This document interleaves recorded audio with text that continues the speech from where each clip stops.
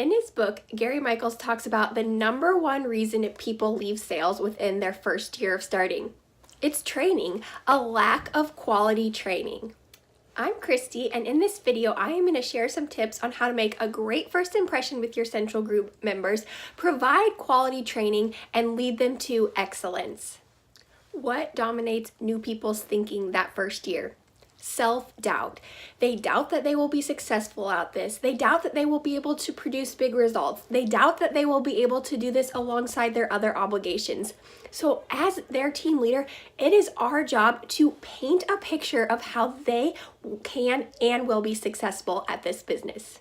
As their team leader, I am the first person tasked with training this new person. Regardless of if they are my direct recruit or just the recruit of someone in my Central Group, it is up to me to provide that quality training.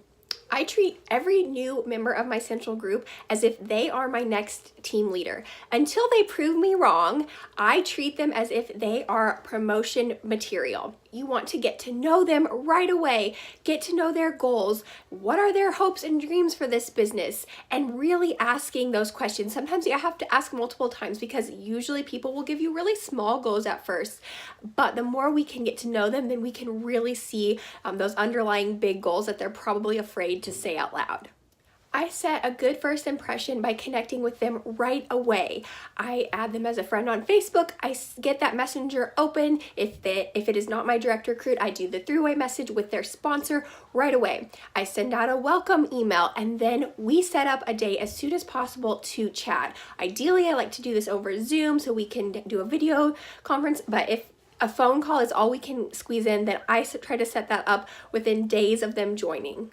I think as team leaders, it is so important that we maintain a personal business so that we have parties. When a new person joins my Central Group, I can add her to one of my upcoming parties so she can really see how a party works. I want her to know that I want to be in on all of her parties. There's nothing worse than someone having a string of flop parties and then coming to me. It's so much better if I can be a proactive leader. And I do this right from the beginning because, like I said, until someone proves me wrong that they are not committed or they're not coachable, I go into this assuming that they are going to be my next team leader.